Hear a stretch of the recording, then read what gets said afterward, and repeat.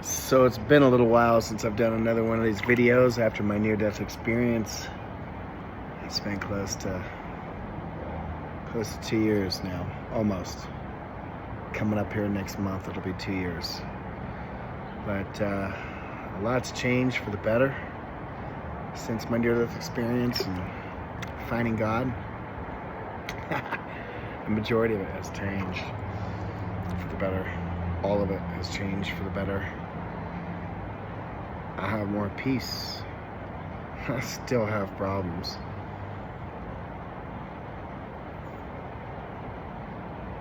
But I know who my Creator is.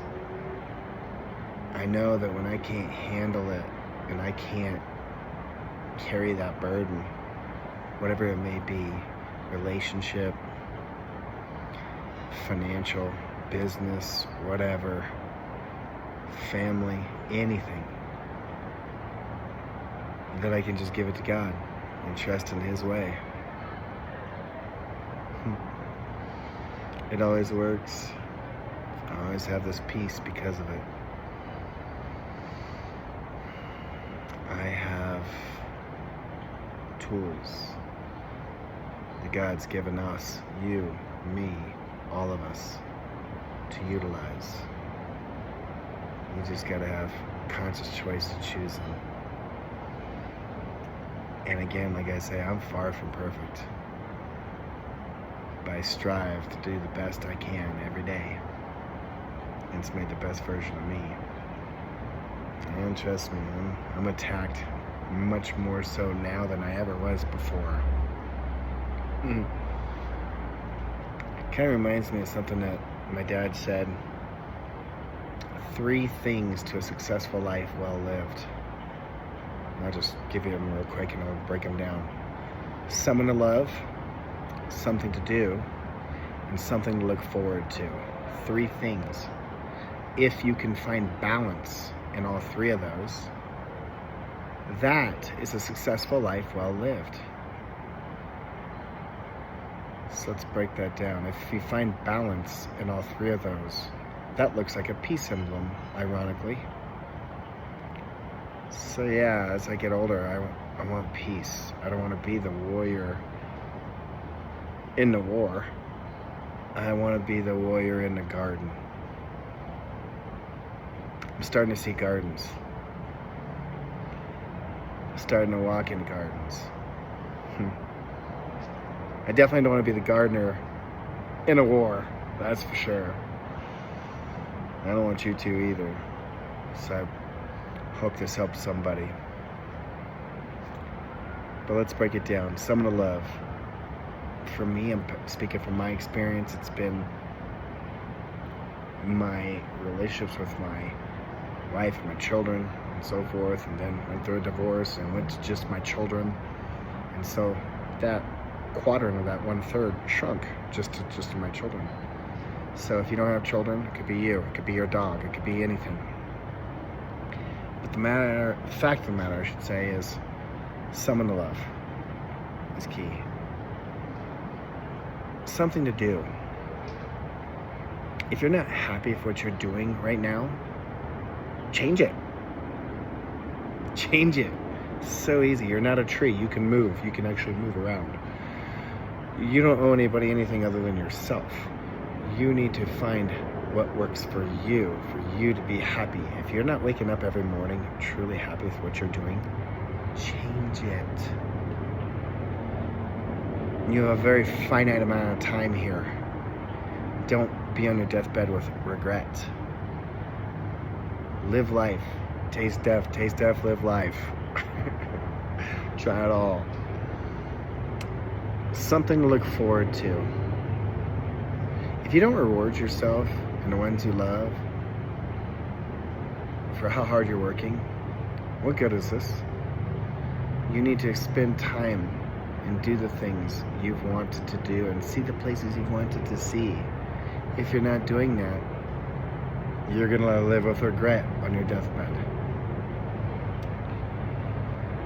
All I can say is you can look back in your entire life on someone to love, something to do, something to look forward to, and find out how out of balance things were, good and bad times of your life. ironically, when things are good, there is balance there, and that is that peace emblem. It's also a Mercedes emblem, but we didn't talk about monetary. Monetary just eases the stress in all three of those, but it's not the god, it's just a tool. And I've used it as a god, and it's come back to bite me, and I lost everything because of it. Twice. So, I just want peace, you know?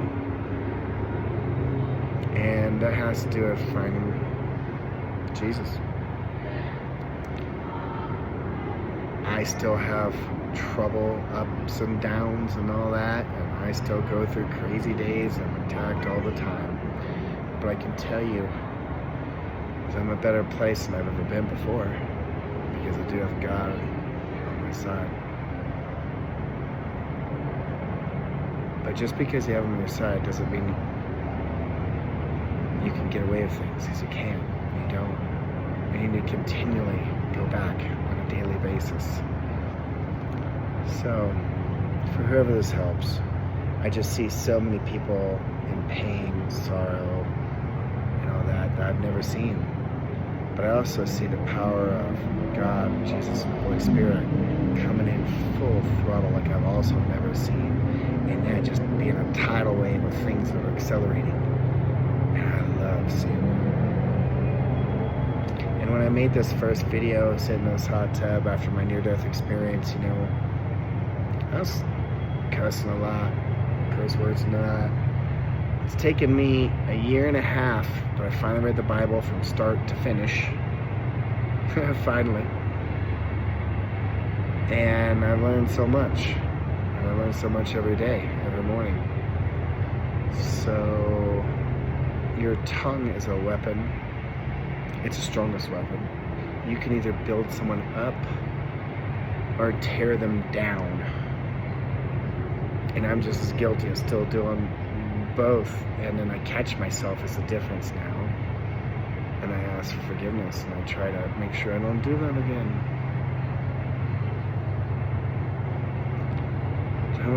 I keep my mouth shut and I just don't say anything.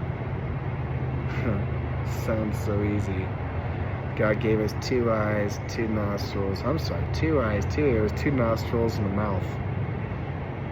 It's so difficult for me still to this day to use them in that order. I see something, I speak. I hear something, I speak. That was definitely me in the past.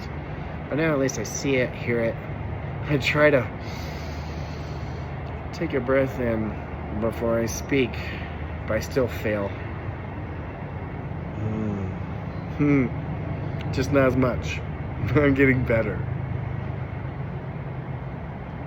So yeah, see something, hear something, breathe, process it for a minute, take it all in, determine it even if you should say something, because sometimes saying nothing is your power.